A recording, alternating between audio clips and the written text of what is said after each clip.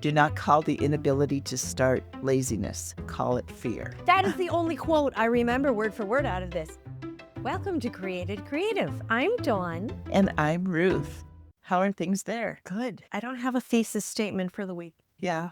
Yeah. I'm forgetting what day it is right now, but I love that. thank you for congratulating me on that.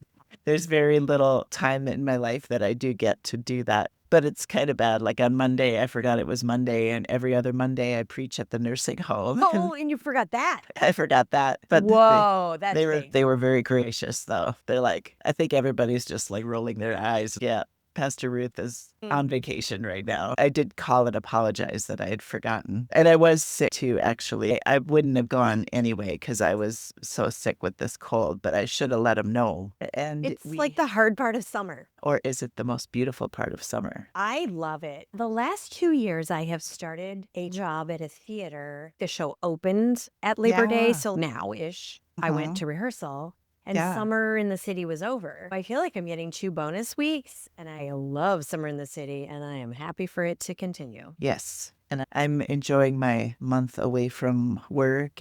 And I just went to 2 shows down in the Twin Cities. We went to see Cabaret, which I think was the best musical I've ever seen. It was so well done and so, powerful. Yeah. Everything about it was amazing. And it was at the Guthrie. I don't think I've ever been there before. That was really great. Yeah, it's good. Yeah, yesterday, which was, it felt like Cabaret was the main course and Beauty and the Beast was this delicious dessert. Let's learn something and then be entertained. Oh, and it was so over the top. Like when they did Be Our Guest, there was just so much going on, like so many colors and lights and dancing and streamers. And it was so fun what they could do. I like when you can see where your money went. Yeah. And it's just a cheerful musical. And of course, since Jesse had been in that one too, it was fun for us to see it. Yeah. So I did a little bit of catching up on my artist dates that I'm always behind on. Well done. Thank you. I went to a musical tonight as well. What did you go to? A 3-year-old that we know wanted to put on The Wizard of Oz in the backyard. Oh, nice. And 7 children came. She, of course, was Dorothy, the host. And the mom is a theater major. And so they had drawn a whole yellow brick road and had a backstage. She really integrated everyone. Like, everyone be the tornado. Here are some ribbons on a stick. And everybody's like twirling nice. puppets for all the people. And everyone got to spray bottle at the Wicked Witch and make her melt. Very all-inclusive. It was very all-inclusive and also just random in the backyard. A multi-sensory experience. Very, yeah. Oh, that is great. And this week we're talking about Chapter 9, which is Recovering a Sense of Compassion. Chapter 9 of The Artist's Way. I like that she, more than a couple times, she repeats some version of this line. Do not call the inability to start laziness. Call it fear. That is the only quote I remember word for word out of this. That is what has stuck with me. Yeah. Well, one example would be this course that I'm starting today. Discern by Doing for Business, helping other people start their side businesses. I have been in business more than 20 years. I have seen tons of people start their business after me and then start teaching other people to do it. And yet I somehow wasn't qualified. And I would teach individual people here and there, one-on-one, but to just advertise it, I procrastinated it. And it probably was a fear, something like, what if I don't know everything? I'll figure it out. We'll figure it out together. It's find outable. I know a lot, like trusting that more than 20 years in business is the calling card. Well, yeah. I don't need an MBA. And excuse me, but 90 episodes and counting, you've been giving business advice and in your coaching and marketing and all the things. But isn't it funny how even you, after all this time, you can be like, no, I'm not qualified. Yeah. I also worked for someone else and was giving business advice within their group. So people were signing up because of her. And then I was almost like a TA. It wasn't called that. But, you know, she's teaching things and then I'm helping individual people with her concepts. And it did strike me, 90s, whatever episodes of this, we do talk more about business and growing side hustles here because Created Creative, that's what it is. Yeah. But the individual coaching has always been more about personal transitions. less about growing businesses. That's only been a handful of the people over the 20 years. Yeah, it really has. Our episodes have really leaned into that whole marketing and how to ask for what you deserve, how to get paid, how to. When people would transition between calls, some of those topics would come up when they're negotiating with new churches. But maybe this podcast helped me get over a fear of putting it out in public. Because you're doing it. That I am helping people grow their businesses. Literally every week. I guess I'm not supposed to brag. I'm a woman from the Midwest, but I get great feedback. It's working. Yeah. And I think, too, so often when people think about taking a course like the one you're doing, or even any kind of course about something that they're dreaming about doing, sometimes they put it off because, all these reasons. But is it really those reasons, or is it fear? Because you don't feel. It's generally fear. Yeah, when you just aren't ready to take the leap for one reason or another, it's like, well, but if you're feeling called to it. What I find with the people, when I was working with large groups of people, when I worked for someone else who was growing businesses, there is such a sense that if you start to make a lot of money, you will not belong to the people you currently belong to. And there is no stronger pull for any group of humans than to belong. Which, I mean, everyone wants to logically argue with their Make America Great Again uncle. It has nothing to do with logic. He belongs to something huge and important, and you will overlook any detail in order to belong. Humans, their strongest driver is belonging, because long ago, that's the only way you could keep from dying. Yeah, no, that is very true. I know so I made it political, but yeah. Yeah. So if you suddenly become very different by changing your economic status, or by even changing your energy, and you're putting things out there as an entrepreneur, you have the risk of losing some people. I always am advising people to be intentional and tell them, I want to stay in contact, even be the one that's setting up the next coffee as you change. Yes, because it is about more than success or money. It's about identity and how we see ourselves and how we're comfortable seeing ourselves and presenting in the world. So I would say the fear is not failure. The fear is success for a lot of people, not everyone. That runs really deep. That runs really deep with business, with money, with even how we dress, how we present ourselves, doesn't it, when you think about it? And that's just in business, like any kind of creative pursuit. So you feel like that fear is something that you're going to address? Yes. I have a video from the regular Discern by Doing that I filmed in front of Halloween decoration. Fear.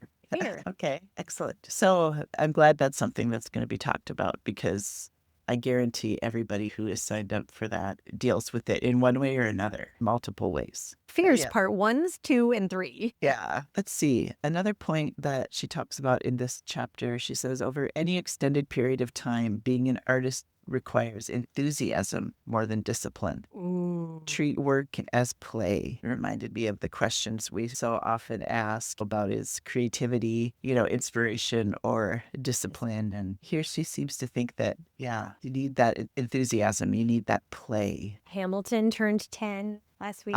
Yeah. I don't know how closely you follow such things, but they brought back all the past cast members. They were all on the stage, and they had made a different medley just for this 10-year thing. And they were just so happy to be there. And Lin-Manuel Miranda, who wrote it, you just looking around in appreciation and playing like he's just always playing. There's something about that, isn't there? 10 years. Have joy in what you're doing and to be. He's so delighted of every opportunity and so excited, like a theater kid. Yeah. Like an actual kid. Yeah. I used to, on Sunday mornings, a long time ago, I used to really, probably partly because I'm an introvert and partly because I wanted to do well, I would get really anxious on Sunday mornings. And then it was a shift I had to make in my mind of just go and love the people and have fun. Nobody is there to critique what you're doing. Like, they've got their own things that they're thinking about. They're probably thinking about lunch, or they're thinking about a conversation they have had this week. Just love them. And I don't know, we can get so in our heads about anything, stressed out, but why not treat it like fun? This is the only life we get to live, and why not try to have fun with it as much as we can? There's that quote we posted last week. The quote we posted was, baseline human activities like singing, dancing, and making art got turned into skills instead of being seen as behaviors. So now it's like the point of doing them is to get good at them, and not this is a thing humans do the way birds sing.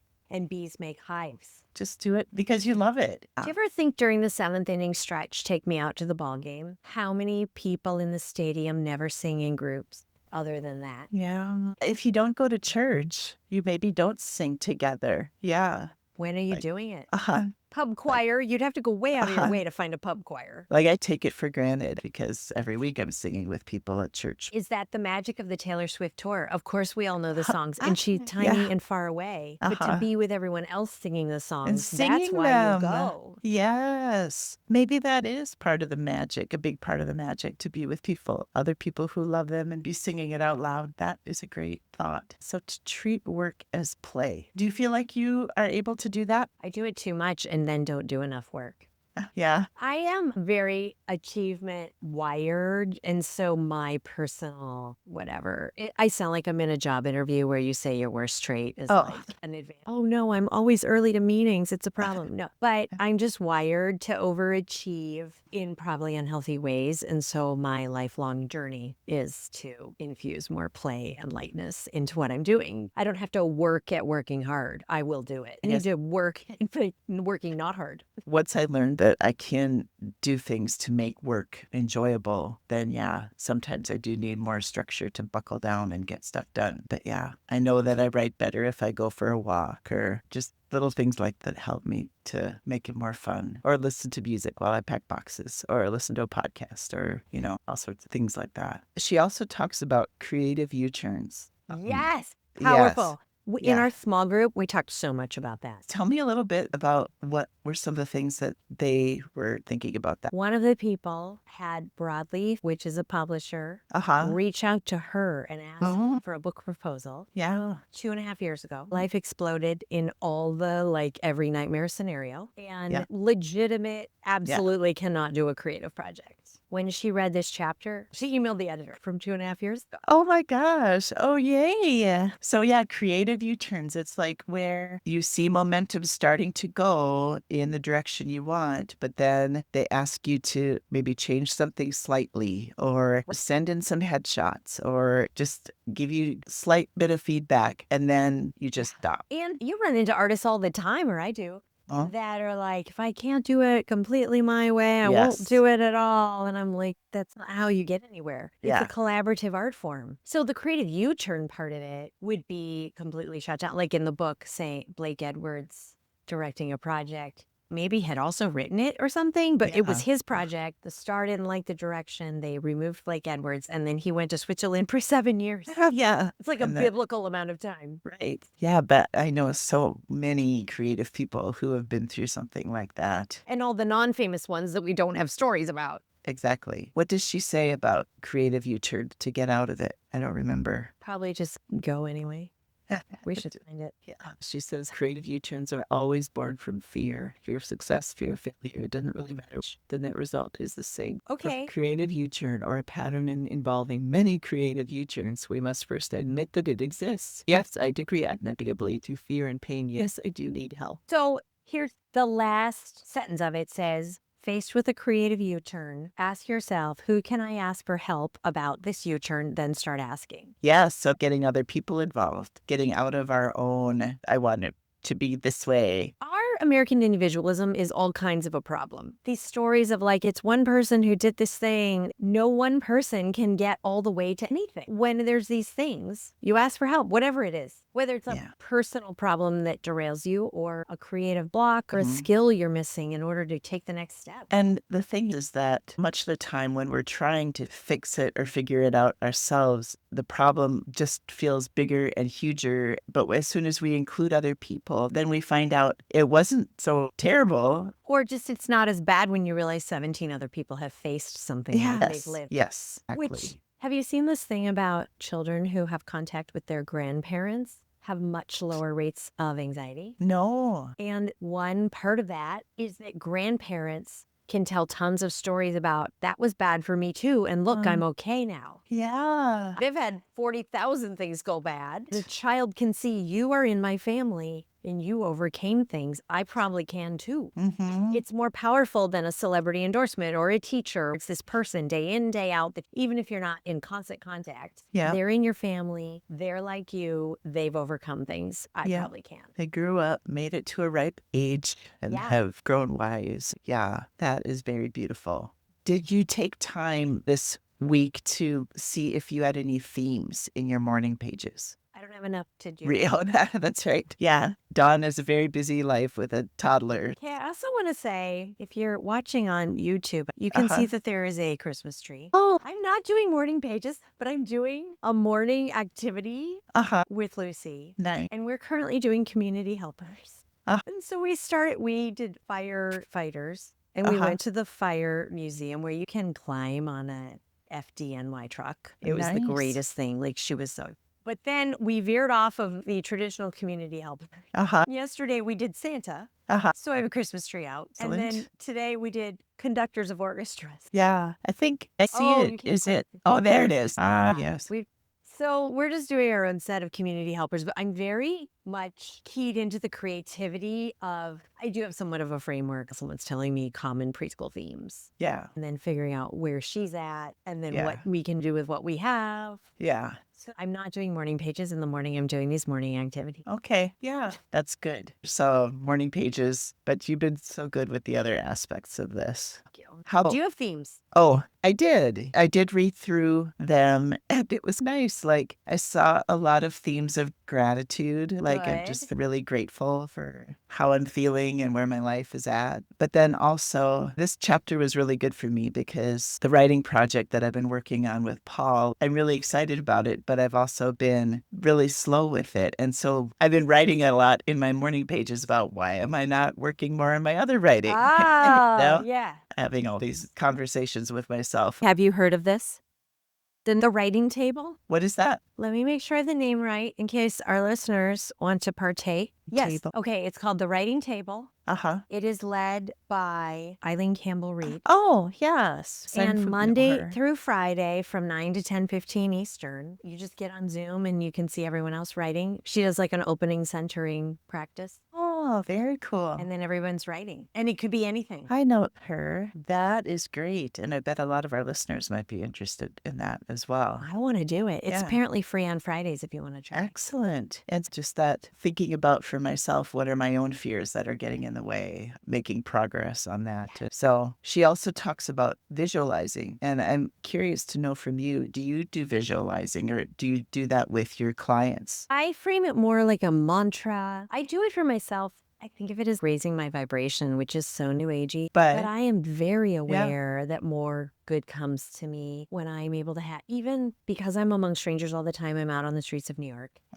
I have tons of data that when I walk out with a higher vibration, I have way better interaction. Oh my goodness, yeah. Way better. When I'm feeling cheerful and positive, I just interact better with people and I've also been re-listening to You Are a Badass at Making Money. Oh yeah. I do listen to it like once a year. And also just as I think through this new course, I like to almost be in conversation with audiobooks. Like, oh, I think it differently. What are the topics she's covering? That kind of thing. Right. But she does talk about getting so invested in the vision. And I would the mindset movies that I used to make for people are visualization. Yeah. Also with loving our former guest, Jeff Hiller, Emmy-nominated Jeff Hiller. Did you hear him on NPR this weekend? I haven't heard it yet, but I heard he was on Fresh Air. The clip they played, you know how they play a clip from the show? He's from Somebody Somewhere. And it was about his vision board. And the other character is saying, oh, is that your dream board? And he's like, no, it's my vision board. Like, I'm making this happen. And that character is more like, what? You're in the middle of Kansas. This is not happening. He still held hope. And he said on NPR, I think what I have in common with that character is I keep believing. Like, I'm having my big break in my late 40s. Yeah. Are you familiar with that comedian, Leanne? She's like in her 50s. She just has a new show on Netflix. Leanne Morgan is her name. Do you know her at all? I'm not sure I do. I think she's probably like 57 or 59, something like that. But she's a really popular comedian and she has her own Netflix show. And Oprah's been interviewing her. And her story is similar to Jeff Hiller in that she was doing stand-up in Little Tiny. And she actually honed her craft because she would sell jewelry, but she would do these parties where she would sell jewelry. And be hilarious. Yeah. And that was how she started doing what she did, and everyone's, oh, you're an overnight success. She's been trying for 20 years, you know? Every Yeah. overnight success that I have known, it has taken forever to be an overnight success. Yeah, it's really beautiful that keep at it and keep visualizing it. And I do believe that God gives us those dreams for a reason. It's not to be cruel. No, it's not to be cruel. And the waiting when you don't know how long. Right. So what do we think about chapter 9? What's your takeaway? You have a takeaway? I love that we're 2/3 of the way through, and I would imagine a lot of people are seeing movement and are ready to throw in the towel. And she's done this live a lot, so she had a lot of data before she wrote the book. Yeah. This is when it's like, it's not working. Why am I doing this? Yes. Can I tell you something funny? Like, you wanted to give up. And obviously I have, because all my other chapters are underlined and I get to chapter 9 and there's 2 things underlined. You could tell that I lost energy there in the past. So, but this time I'm still going. In the past. Public accountability is not to be underestimated. No. That is so true. Yeah. So we're in it. We understand how it feels sometimes to lose energy on things. But we're still going. We still have our accountability group. Yeah, we're still doing it. We're still doing it. Yeah. Great. Yeah. What's our closing statement? What is our closing statement? When you hit a block, ask for help sooner. Don't be embarrassed about it. Don't label it. Like procrastination, I think often happens when you hit the hard part. Don't be afraid to ask for help, because everybody's been there. And that could be in the form of a course, perhaps, or it could be hiring a coach, or even talking to a friend, or listening to some more of our podcasts. We're going to be the help. Yeah, we're very glad to be the help. We love that, because we both love talking about this so much. And I think a lot of people are happy to be the help. I think most people are very flattered to be asked for help, or when someone is feeling stuck or unmotivated. Reach out. So thank you for joining us for Creative. We're so glad you could join us, and please share this episode with a friend and follow us on social media if you haven't already. Check out the trip to Puerto Rico with Thomas and Crate. Yes, please stop the trip to Puerto Rico coming up in February, and go create something. Go create something.